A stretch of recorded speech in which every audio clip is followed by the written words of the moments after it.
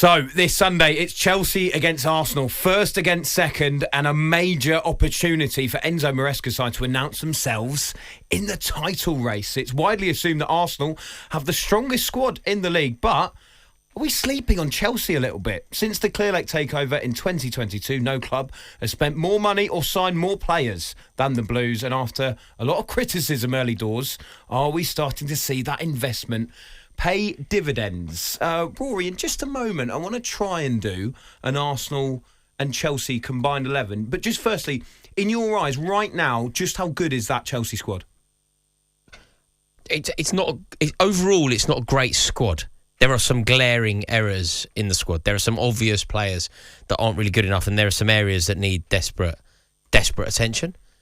But what we do have is some excellent players. Individually, I think we have some brilliant players. You know, you mentioned there a combined 11. I think you'll be shocked at quite how many Chelsea players get into a combined 11 because the players that we have are excellent and can't be left out. What we don't have is a depth. Arsenal have genuine depth. You know, you look at what they did recently in Europe when they took off Bukayo Saka. They brought on two substitutes. Both substitutes scored. Another substitute, Calafiori, who came on, created one of the goals as well. So Arsenal have a depth that is incomparable to what Chelsea have. But in terms of a first 11, I think that we have a very good first 11. And we have some players that if Mikel Arteta had access to them, he would definitely be picking them over some of the options that he has. I think you're right. I think that you're right to pick out the fact that Chelsea have some unbelievable individual talent in there. When you're talking about the weaknesses of that Chelsea squad, though, as a collective, are you also picking out the fact that it is a young team, and at times, even this season, we have seen a bit of naivety in some of those games? Yeah, what we are, both as our manager and as the squad, is we're learning. We're learning on the job. We're on an upward curve, but we are a very new team in terms of what we are capable of doing. There is no real experience in the squad, and that's because the directors have this ambition of basically signing children. The manager we plucked straight off the bench of a championship club in Leicester, and again, he doesn't have too much experience either. But we're building something very, very interesting. We've signed a lot of players that have been duds. You know, there's for every Esteval, there's probably 3 or 4 Axel Disazis. You know, for every Cole Palmer, there's 3 or 4 Benoit Badiashiles. But I would also say that when it's worked well. And I think we will beat Arsenal this weekend. I don't think that we are the team to launch a serious and sustained bid to win a league title because we aren't consistent enough. We will always have the opportunity or we will always have the ability of pressing the self-destruct button and being beaten at home by Sunderland, being beaten at home by Brighton, dropping points at Manchester United, dropping points at Brentford. Games that I think overall you have to win those games if you are to win a league title. But we can always batter Barcelona. We can always batter Liverpool. We can always batter Arsenal, as we will this weekend. Let's crack on with this combined 11 then, starting with the goalkeeper, which, listen, let's be honest, we're gonna both go for David Raya here, aren't we? Let's be honest, we will. But I do want to ask you quickly about Robert Sanchez, because he's had a bit of a tricky time with it as the Chelsea goalkeeper. But this season, other than the moment of madness against Manchester United, can you be too critical of him? No, you can't. But what I want in a goalkeeper is not Robert Sanchez. I want a guarantee. I want that safety net. I want the kind of goalkeeper that you can just trust and almost never think about. Arsenal have that in David Raya. We've had that for years. Thibaut Courtois, Petr Cech. It was just a safe bet. Carlo Cudicini. It was just a safe bet. Robert Sanchez has the ability to produce the incredible, but he also has the ability to shock me and press the self-destruct button himself. So he's done better than I thought, but I feel like we're always a Rizzler paper away from a Robert Sanchez error. And that is, it's destabilising for both a fan and for a back line. Whereas I would actually say right now that Raya's probably the best goalkeeper in the league. Yeah, Raya's probably the best goalkeeper in Europe. I mean, if you look at the form, you look at the stinginess in terms of their conceding goals, they're kind of unrivalled. Absolutely. Well, talking of which, let's do the back four then. I mean, the back four, the thing that we can do very easily here, we don't need to agonise over the goalkeeper, and I can immediately concede the two centre-halves are Arsenal, whoever the two centre-halves are. In fact, you could almost argue that the B-Tech version of the Arsenal two centre-halves would probably be Chelsea starting two defenders. Hincapie would start for Chelsea, as would Mosquera. Absolutely. So we don't even need to talk about the likes of Saliba and Gabriel. The goalkeeper and the two centre-halves are undoubtedly Arsenal. Yeah. What about the fullbacks then? Both Chelsea. Both Chelsea. Really? Really? Look, you can talk about Jurriën Timber. Yeah, you can talk about Timber. You can talk about how well he's doing this season. But there is no way in this world that if Mikel Arteta had access to Reece James and Jurriën Timber that he doesn't pick Reece James. Reece James is a total footballer. And the one thing that people like to have a pop at Reece James about, which isn't quite truthful, but the thing that they like to bring up, injury record. Well, Timber was out for a year. So the differentiator that most people say... But why do you think James is a better player than Timber? I mean, Reece James is integral to Chelsea winning a European Cup. Like, this isn't a debate. Reece James is a complete and utter total footballer. He is better in an offensive sense than Jurriën Timber. He's better for a goal than Jurriën Timber. He's a better defender than Jurriën Timber. He's got better experience than Jurriën Timber. He's won more than Jurriën Timber. Like, Timber's having a great season. But I think that the lack of respect that we're even asking this question, you know the way that I fell on my sword and was like, look, Gabriel is obviously better than Tosin Adarabioyo. I feel like you should be doing that with regard to Reece James versus... No, it's nowhere near that. It is. Not in terms... No, Jurriën Timber's a very good player. But what Reece James has done for the best part of a decade... Like, what are we talking about? Yeah, but Timber's been magnificent for Arsenal so far this season. He's had a very, very good 11 games. You're absolutely right. But it's nowhere near the comparison that you just said there. It's nowhere near that. I believe it is. I believe that Jurriën Timber has been one of, if not... Jurriën Timber, let's do it your way. Jurriën Timber's been Arsenal's best and most important player this season. Reece James has been Chelsea's best player for 5 years. Yeah, but how much has he played in that 5 years? Jurriën Timber had a year out. If you want to make it injuries, Jurriën Timber had a year out. All right. When Jurriën Timber is integral to Arsenal winning a European Cup, we'll discuss this. Well, it could be this season. Yeah, then we'll discuss it. It could be this season. What about left back then? You were saying that you would have Cucurella then over Calafiori. Yeah, of course. Calafiori again though has been so impressive this season, mate. Right, he really has. Calafiori's again been good.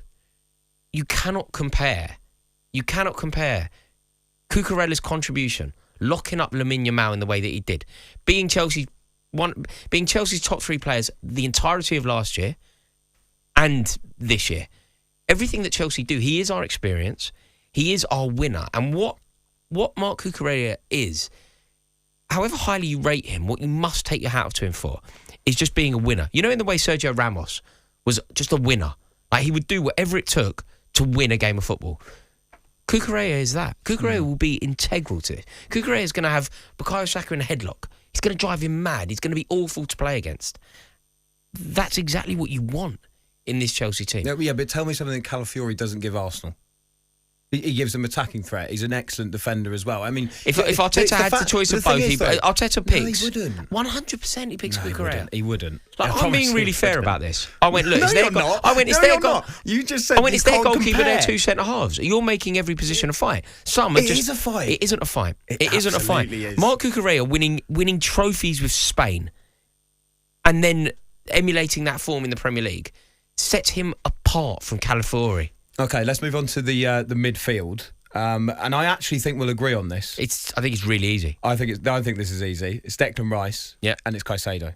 Yeah. And if you want to do three, do you not want to do three? No, I think let's do a 4-2-3-1. Yeah, I think it's so easy. Declan Rice is the best 8 in the league.